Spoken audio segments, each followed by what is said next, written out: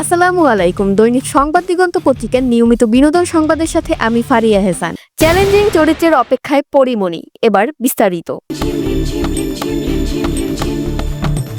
কিছুদিন আগেই মালয়েশিয়া সফর শেষে দেশে ফিরেছেন ঢালিউডের আলোচিত অভিনেত্রী পরিমণি।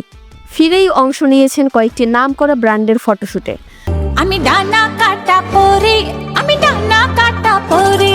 তবে এর মাঝে ঘটে যাওয়া একটি মর্মান্তিক দুর্ঘটনা নাড়িয়ে দিয়েছে তাকে। একদিকে যেমন নিজেকে সামলে নিচ্ছেন, অন্যদিকে এখন আগের চেয়ে অনেক সচেতন হয়ে কাজ বেছে নিচ্ছেন। পরিমণি বলেন, আগে না বলতে পারতাম না, অনেক কাজ করেছি, এখন বুঝি গল্প ও চরিত্র পছন্দ না হলে না বলা জরুরি।